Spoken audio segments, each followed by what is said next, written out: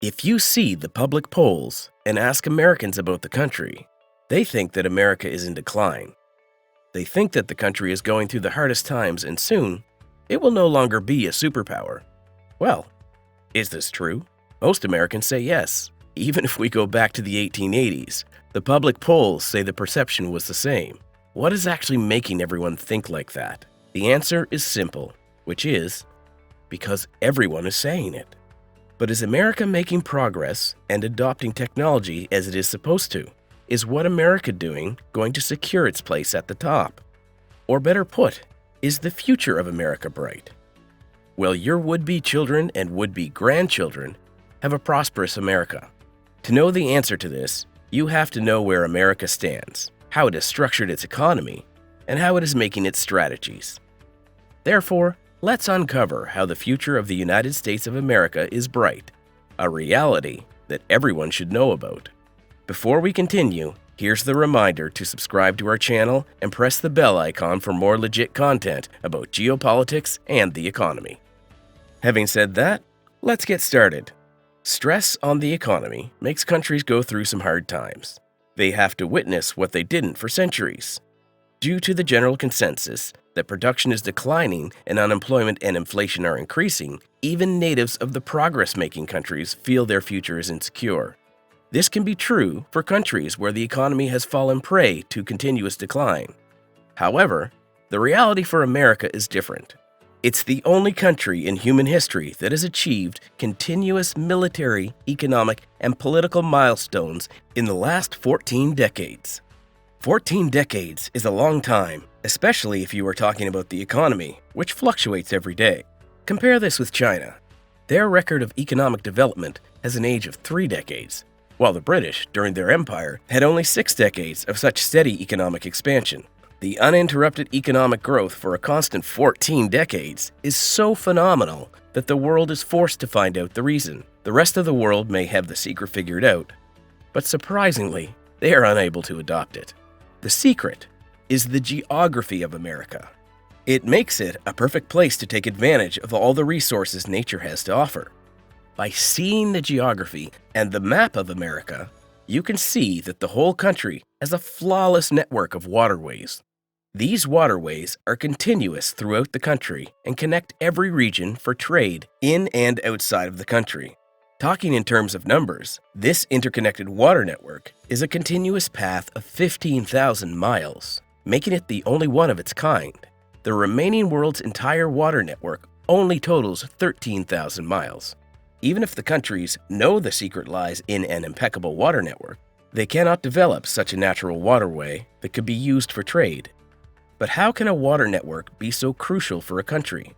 This is where you need to know how important water is for the superpowers, and perhaps every country.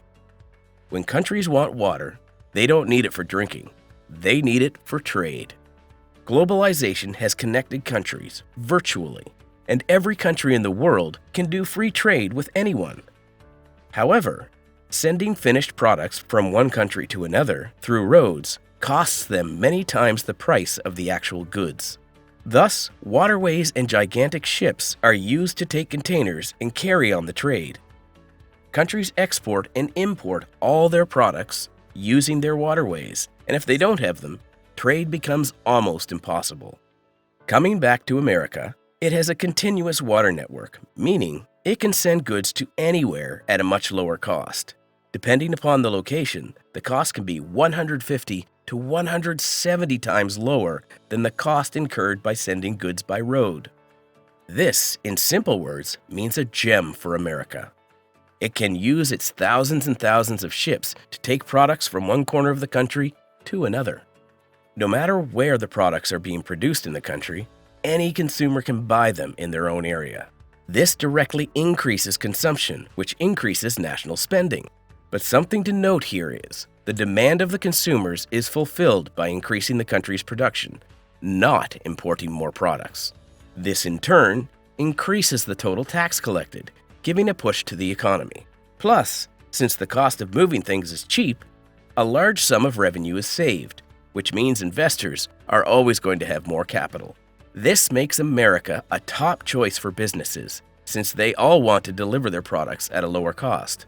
But this isn't the only reason why America is always going to be a capital-rich country. There is another important benefit that its geography offers. That is, it's reached the world market. America always has one of its two major trading continents at its disposal for trade. They are Europe and Asia. When Europe is in recession, America can trade with Asia. When Asia declines, Europe is there to trade with America.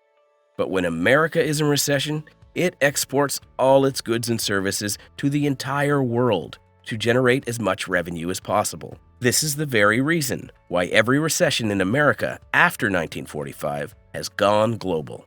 If America declines, the rest of the world will also feel the impact. In other words, if America loses, the whole world loses. Militarily, America is also making some remarkable progress. However, the reason for increasing military power isn't a defense for the country, but to protect this vast water network and the open oceans. The country has open oceans on its two sides, and for that reason, it needs to have a large enough navy to protect its borders. Previously, countries could trade with their neighboring countries and rely entirely on that trade. But if, for any reason, war breaks out between nations, they will be enemies, which will mean no trade at all. America knew that, and for this reason, it decided to construct a new economic structure called Bretton Woods. Using this model, America encouraged every country in the world to become part of free trade with America. Anyone could trade with anyone and export goods in the market. Even if there aren't buyers for the goods produced, America would absorb them. This, on the one hand, was a milestone and a flawless strategy for the modern world, while on the other hand, it cost America, since it has to buy the extra products in the market. Owing to this agreement, America also got to use its navy for the protection of free trade among any country. No matter whether America was involved in a particular trade between two countries or not, America's navy would protect the oceans and make sure nothing went wrong. This brings us to the Navy. So how strong is America's Navy? Leaving the entire Navy aside, the strength can only be measured by considering the aircraft carriers. There are 10 super aircraft carriers in the world, and all of them are American. Now, if the entire world's Navy combines and attacks territories under America's Navy control, 2 of these super carriers can end them in only 6 hours. This makes trade with the world the safest option to boost the economy. Also, this encourages every country on the planet to engage in free trade with America, thus joining the Bretton Woods system. America has precisely managed to attract the entire world's economy toward itself by offering economic benefits to the world. Due to this reason, no matter what happens in any of the world's countries, whether there is a recession or the worst corruption, it won't affect America at all. Also, no matter what happens in America, whether it's a recession or political instability, nothing can change its geography. The entire world will be at America's disposal to trade with. And this is what we are seeing now. In other words, America will always be a country rich in capital. How America has engaged in such a gigantic economic agreement with a genius strategy is exceptional. There are ways from which economic gains and profit can run into America's account, owing to this cooperation between the world countries. However, if any recession occurs in the economy of these countries involved in the cooperation, America will lose nothing. The reason is, its economy has been shared for profits, not for losses. There aren't any means that can destabilize America's economy simply because it doesn't sink its export into the system. It exports to countries instead.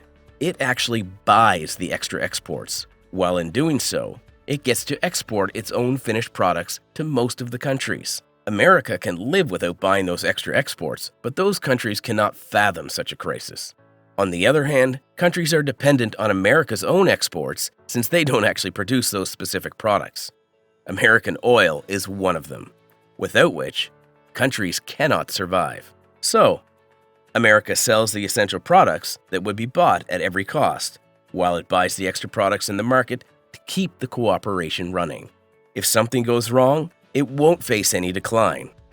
And if everything continues to go as it's been going for the last 14 decades, America's future will be the brightest.